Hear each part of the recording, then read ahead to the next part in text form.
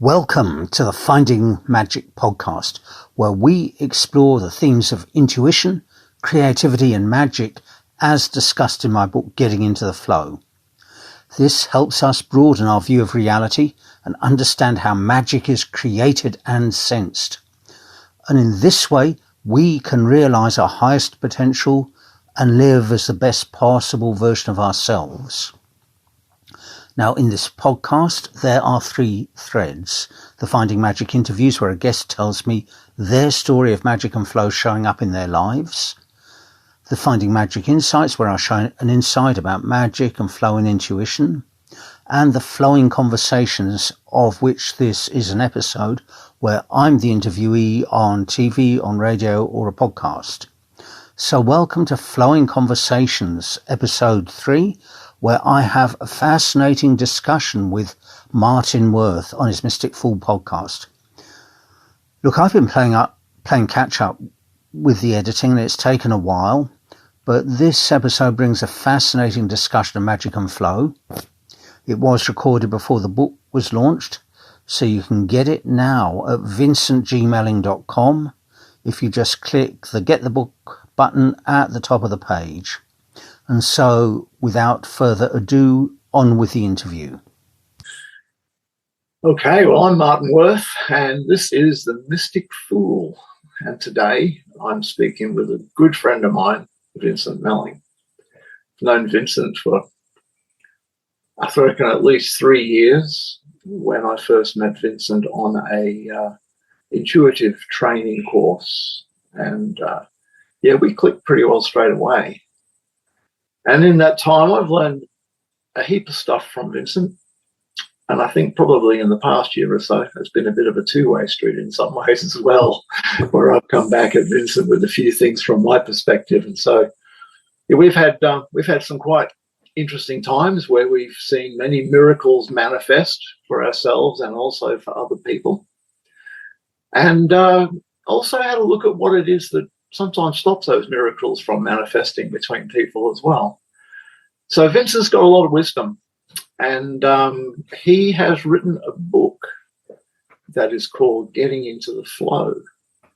And over the 3 years that I've known Vincent, he hasn't even given me a sneak peek at one piece of it. So I'm actually quite interested today to interview Vincent about his book, Getting into the Flow. And so Vincent, can you tell me a little bit about your book? Yeah, sure. I guess you're in Brisbane, I'm in Melbourne. But the book actually starts in Brisbane. And it was kind of in January 2020, an ideal practice called Shaking Meditation. We'd done a retreat in northern New South Wales. And at the tail end of that, I was in Brisbane, and I had made a bushwalking date with a friend of mine. And she did not show.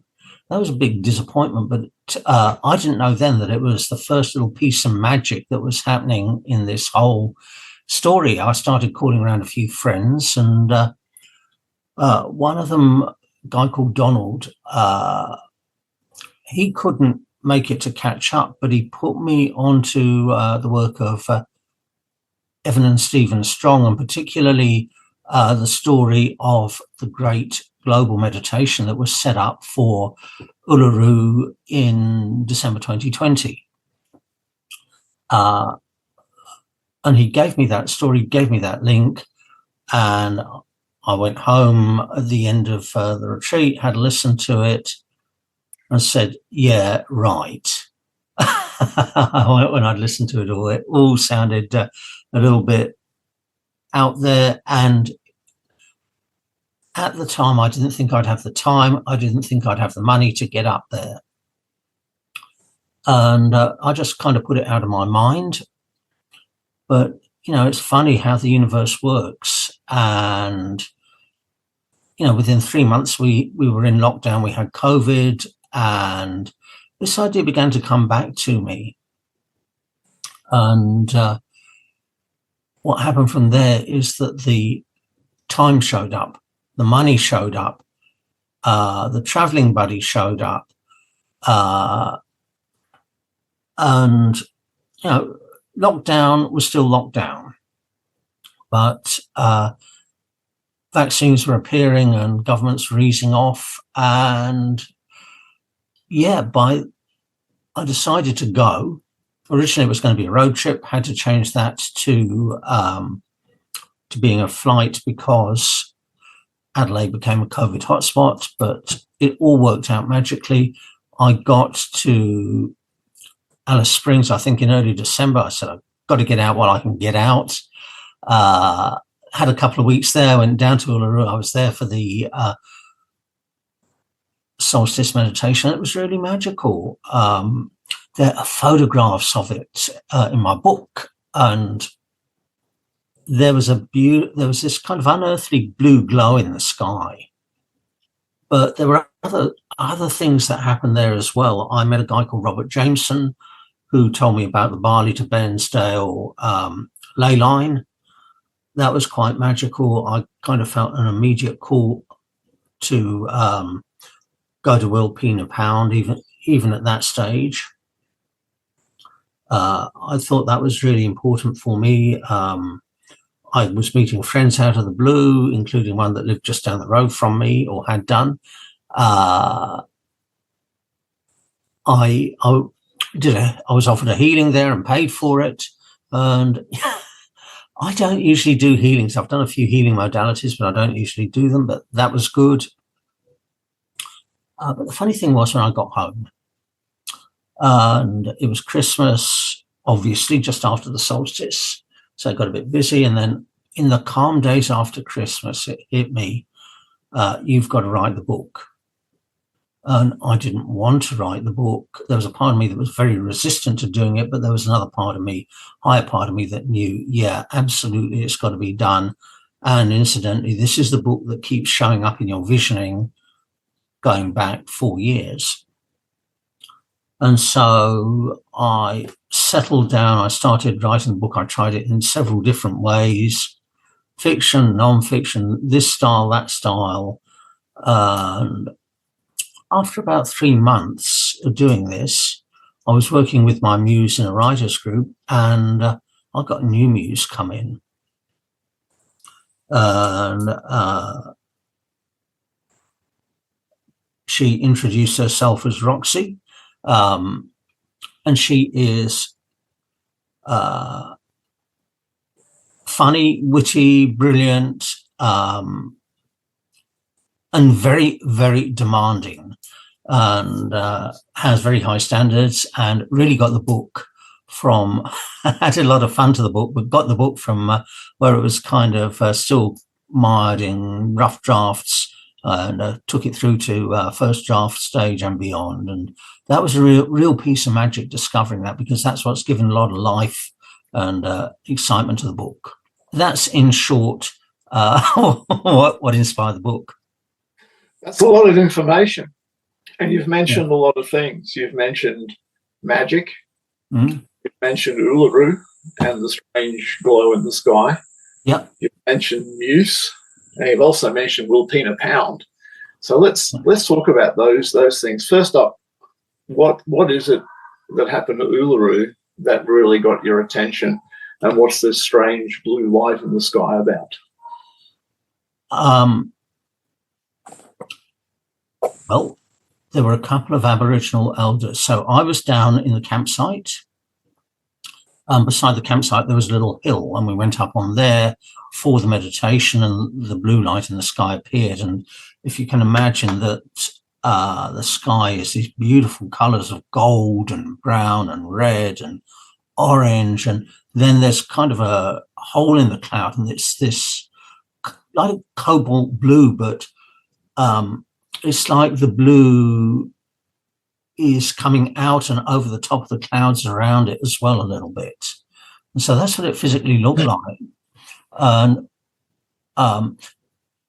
the whole meditation was based on an old First Nations prophecy, an old Aboriginal prophecy, that the Palladians will come back and do some energetic work that would basically kickstart like a ley line. I think that's as simple as I can put it in the in layman's terms. There was talk of a magic box. being inside the rock, and then there was talk whether or not that box was physical or not. But kickstarting an energetic ley line in the ground was what they were supposed to be here for, and so that's what we believe was happening. The Aboriginal elders that were with us said, "Yeah, definitely, that's what was happening." Because the talk was that if enough people around the world, this is going back to the summer solstice in the Southern Hemisphere in December 2020, isn't it? Yes. If there was enough people around the world who would direct their attention to Uluru, then this activation could occur. And I think there were people all around the world. There were people in England, at Stonehenge, and all sorts of different places around the world who were directing their energy towards Uluru at that very 6 minutes past 8 p.m. local time. That's pretty correct, isn't it? Yeah, I won't swear the time's absolutely correct, but I think they wanted something crazy like over 100,000 people. I think at least that.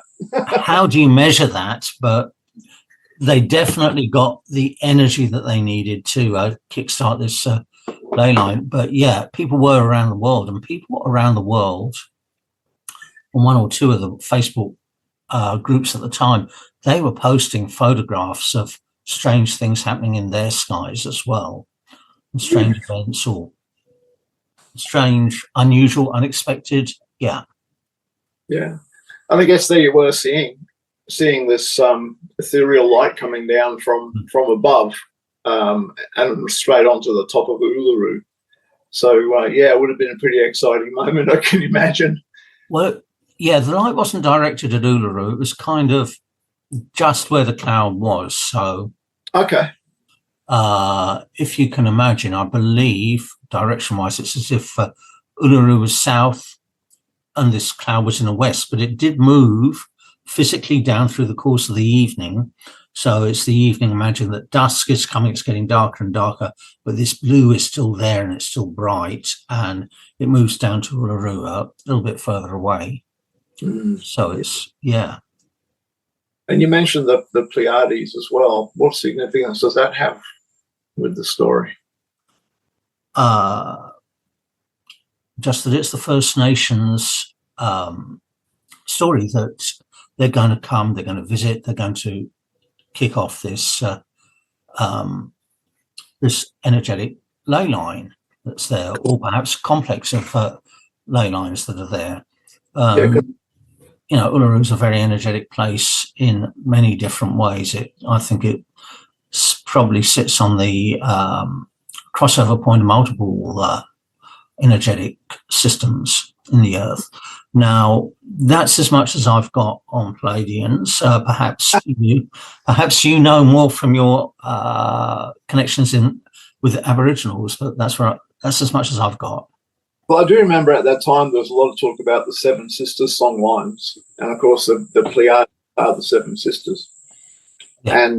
And there was talk of it activating the Seven Sisters song line or ley line, dreaming track. These words are all very interchangeable, yet also significantly slightly different from each other, but they'll do purposes. Yeah. And that ley line or song line actually goes right around the whole Earth. It goes from Uluru.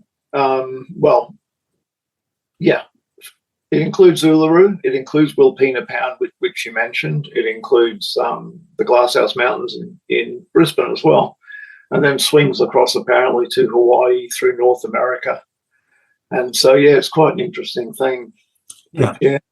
But not pursuing that too much. The thing is that series of events that you experienced, from having a bushwalking friend cancel on you to meeting to being sent Stephen and is it Ethan? Evan.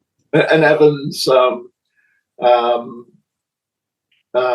YouTube video to leading you to Uluru, which is the sequence of what we would call, I guess it is being in the flow, which is what your book's about. And so that flow of events led you to Uluru, which is what inspired you to write the book. And also it's inspired you to look more deeply into other things such as the Pleiades, and we are together going to go to Wilpena Pound in April, March this year, in probably like in about 3 or 4 weeks' time. It's coming up that fast, to actually look more deeply into these ley lines. So that's a sort of magical sort of sequence that you're talking about, isn't it, when you speak about being in the flow? That's exactly it. That's exactly it. And so I think it's important to note that, being in the flow is the first part of what you've got to have is being open to messages from higher consciousness. Now, you can get those messages from a visioning process. That's how we normally do it. But, sometimes they can just drop in and you have a knowing that this is coming from something higher. This is something that you've got to pay attention to. And this is something that you've got to do. But you've got to be aligned with what's coming to you from higher consciousness, with your soul purpose, mission and purpose. And it really, really helps then if you can use your intuition to determine what steps you're going to take to move towards it. And the reason I say determine your intuition is that intuition is really simply just allowing the connection to higher consciousness to tell you what the steps are, step by step, breadcrumb by breadcrumb, from where you are to where you're getting to. Does that answer your question about flow, or reply to your comment about flow? It sort of adds a little bit more to it, because that makes me think that they're in this getting into the flow, which your book is about. You're alluding to there being some sort of structure around this like a methodology, perhaps. Yeah. So if getting into alignment and finding where you're going is the first key element of getting into the flow, the other two are about structure. Structure, funny we get back to that word. Structure is basically the being aware of where you want to go. So having got a vision for your life, being aware of what you want, where you want to go with that, and also where you're at exactly right now, both in a physical sense and in a psychological sense, and then being able to hand that off in alignment to higher consciousness and receive back next steps. So that's what the structure part is about. It's about having a vision, knowing where you're going that's coming from higher consciousness, knowing where you're at physically and psychologically, and receiving then the next steps following the breadcrumbs. That's basically the structure of being in the flow. And the book does take you through exercises that will help you develop intuition, help you one or two useful tools and techniques of using it to get this information and work in the flow. Because it's really interesting. Nobody I have ever worked with has not been intuitive. Everybody's been intuitive, and I've been able to coax intuitive readings out of everybody that I've ever worked with. And that, there's a lot of things that I haven't done, or that I've done 90% or something, but this is 100%. And everyone has. Yeah. So the two major blocks are, first of all, not believing that you can do it. And secondly, the fear of getting something wrong. And, we have this, we're always connected into higher consciousness, but, there is a kind of a tap that it's like you're always connected to the water main, but you can always turn the tap on and off. One of the ways we can turn the tap off is fear and self-censorship. And these are the two things that I think are the biggest. And judgment of what we're getting. And so when I'm working with somebody that's doing intuition for the first time, these are the obstacles that I'm helping them across. I'm helping them to say, yes, you're getting something, describe it to me more. And then often the words come. Yes, it's all good. There's nothing to fear. We'll talk about the meaning, in a little while, but get something first. Get over the fear, get over the judgment of what you've got. Being able to flush out the detail, being able to get you over the fear, over the judgment, over your fear of judgment by others, but also your judgment of yourself, and get you into that space of being able to receive intuition is really important. Yeah, it's my belief that we are all tied into what probably before we overcomplicated things, tied into there's the element of ether, isn't it? Which we say is the interconnectedness of all things.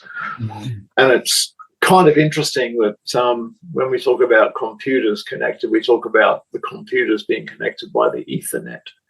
And I don't believe there's any such things as coincidences. Mm-hmm. So we are connected by an Ethernet.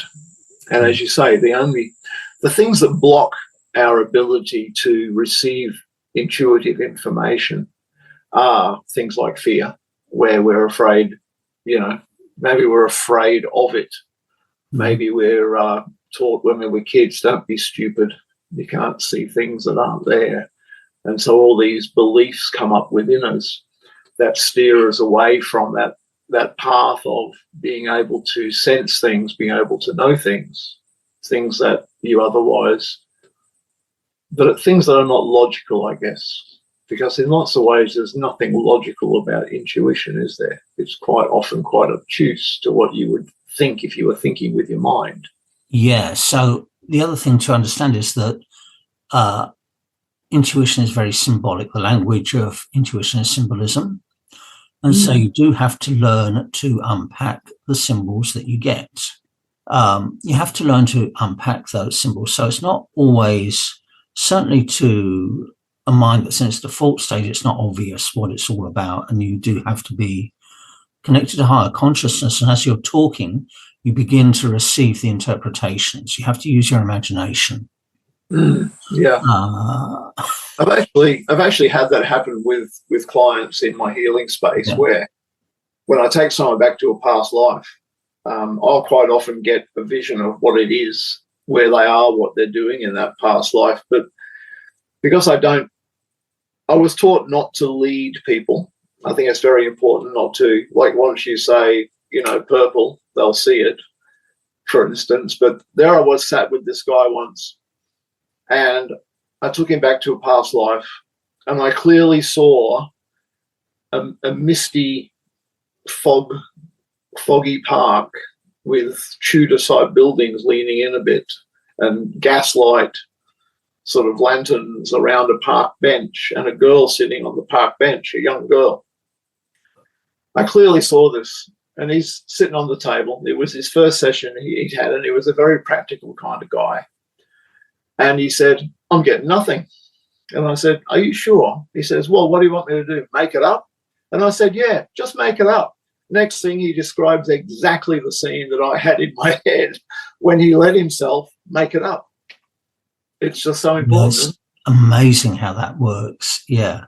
And that's exactly how it happens. Every time we've done intuitive work. Yeah. And we've sat there with other people on our Zoom calls together, and we've seen them just making stuff up out of their head. And we know when they're doing that, but you don't judge, you let them learn. Yeah. But there's you said earlier there is a knowing, and there is knowing. The intuitive messages don't come from thinking about it, do they? They come from just bang, and there's a message. It comes in almost like, well, not all the time, but it does come in as a symbol, as you've said. If it doesn't come in as a symbol, sometimes it comes in as a whole story that you see in an instant, like the park bench in it was like London, in a London park in Jack the Ripper days was what it was, kind of thing, Sometimes it just comes as a complete burst of information, and it's all there. But as you say, you still need to unpack it. Yeah. There's a young girl sitting on a bench in a foggy park, obviously in the middle of the night. What does that mean? What's it about? What happens next? Yeah. And you follow the story, don't you? Yeah. And it's great that you talk about what you see, because intuition can work through all of the clear senses, whether it's seeing things, hearing things, feeling things. I often get messages through feeling in the body, and it's really funny when I get that. It takes a second or two, but then I know exactly what it's about. And sometimes I just get keywords. I get, what this is really about is da, da, da. I've had choices drop in like this, that, when it comes to coaching, what I do is help clients create magic and flow. I had that come through at one stage. And so sometimes, it comes through in a lot of different ways. And so it does take a little bit of experience just to get used to and practice to get used to receiving intuition and being able to understand what you're getting. It's very powerful once you've got there. Yeah. Would you say that intuition is a spiritual gift, or is it perhaps just a mental function that we have within us, or is that the same thing? Now, there's a curly question for you to think about. I can give you a moment to pause on that one if you like. This is really synchronistic, actually, because I do have a podcast, and in my last podcast, I tried to answer the question, what is intuition? And, we often talk about intuition in terms of its function, in terms of getting out of the way, of allowing that connection to higher consciousness, allowing the information to flow through. And what we do to get intuition, how we use it. So that's a functional way. That's like saying, what's a car? It's a mechanical device that gets you from A to B. Yeah. So it doesn't address what's going on under the hood. And that's the kind of question you've just been asking. That's the kind of question that's not often asked. And it's the kind of question that I was trying to answer. Yeah. So, in answer to your question, to me, intuition is just part of our makeup. This is how we're built, as much a part of our makeup as legs or eyes or hands or ears. And it's simply our role to turn the tap on or off. Yeah. The connection to higher spirit on or off, and interpret what we're getting. So that's the nature of it. Now, I'm going to kind of drift on into how that ties into spirituality, if you think that's a good direction to go. Yeah. Okay. So ultimately, I believe that we come in with a soul blueprint, with soul contracts, and obviously some skills and talents. And the soul blueprint is based usually, or the soul contract is, all this is based on something that we're here to learn through living in physicality on the earth. And so in order to get the most out of that lesson, our job is to become the best possible version of ourselves, which is, I've tuned into this for myself. It's really rewarding innately. It's impacting a lot of people. And because of that, it's also potentially rewarding financially as well. But doesn't have to be. And so the question then becomes, how can we access the blueprint? How can we access the contract? I guess the blueprint is the purpose, but the way we do it in what I teach is to lead you into intuition and create a vision from that intuitive space, because that vision is an expression of your purpose, of your blueprint in your life. Now, we do this on a regular basis, because if we say, well, at the end of your life, you're going to do this and you're going to do this and you can be all this and this and this, it'll be too big, too far, too much. It's got to be unfolded piece by piece. And we tend to work in 6 to 9 month timelines to redo this exercise. And then out of the vision, then you're able to get specific visions and areas of life that you want to create for your life. And also some beingness about what you need to be, or what you'd love to be, as you move towards creating that vision. And at the end of the day, if you don't create everything that's in that vision, that doesn't matter, because what you're really after is growth, and growth into being that best possible version of yourself. So I hope that helps answer the question you asked. Well, it's a bit of a journey, really. There's a friend of mine, David Bauer, in Hawaii, who also agrees that we have a blueprint. And he said, your blueprint, because he's American, he says, it's a bit like going on vacation. But I won't put the accent on. He's got a very easy to listen to American accent. It's really like going on vacation, he says. You've got your plan. You know where you're going. You know how long you're going for. And you know pretty much where you're going to land. You know, so take the analogies from that. And when you get there, you know, the hotel you booked into is a bit crappier than you thought it was going to be. The tour that you booked isn't what you really want to do, and so you change it. And on it goes. Your luggage goes to Canada, you go to Santa Fe. Things like that happen. Yeah. And he says, so he says there is a plan, but it's also an evolving plan. And you know, when you go home at the end of your life or your vacation, the things you talk about are not so much the things that went right. They're the things that went wrong. It's that experience that you've had in overcoming those obstacles and the marvelous stories of the things that you normally tell all your friends and family about. So yeah. I kind of like that analogy. I think to add another part to that story, when you go on vacation, there's a little bit about losing your itinerary. You kind of forgot who you were and what you were coming for. And that's the human condition, isn't it? Yeah. And so it's using our intuition to remember almost who we are, what our purpose is, what we are here for. Intuition is really, really effective in doing that. And I think that's what you're alluding to with what you said previously. It's a tool that we can use to actually find out who we are, what our purpose is, and to create the life we love. Exactly. Yeah. It's a beautiful summary. Yeah.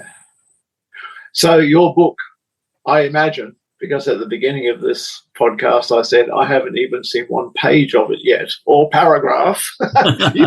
You've been very clandestine with the whole thing, and I appreciate that, because I don't doubt that you are coming from a place of keeping the energy, and that's a very strong principle to use. But I would imagine your book is about all of this that we've just said. Would I be Yes, it is. Yes, it is. So starts with this beautiful little prologue about manifesting, because I have people that I know that manifest beautifully. And at the time that I first wrote the first drafts of this, I was not able to manifest everything. It used to make me really mad.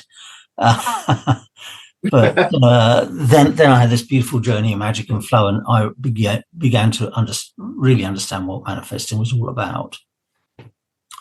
Yeah. So it starts out with the story of my trip to Uluru, of all the magical things, one after the other that happened. And then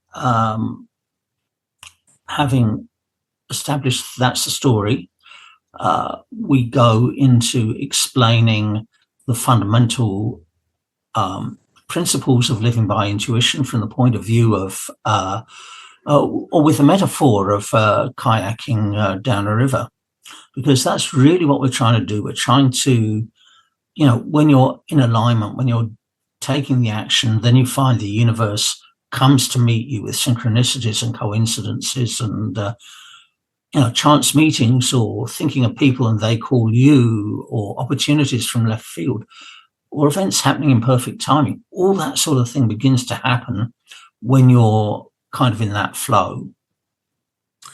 And so we talk about the principles of getting into the flow, which is a lot of fun. And then we go into a few specific exercises that you can do to do this for yourself at home. Because sometimes we do read a book and drift off and we can miss something really important. So that's a nice way of helping people to not miss an important point. Yeah. Well, I'm looking forward to seeing the book and getting myself a copy. And I do believe that on your website, which is vincentgmelling.com, is that correct? vincentgmelling.com, yeah. So you'll find... There's a link there, isn't there, to get on the wait list for the book coming out? There is indeed. You'll find a link for the wait list. You'll find a link for the podcast that I run, which is called Finding Magic, where I interview people and get their stories of magical things that have happened to them, because I think it's really important to anchor this idea that magic and flow are real and do happen. Excellent. I'm going to put I'll put that link in the podcast description so people can find it easily.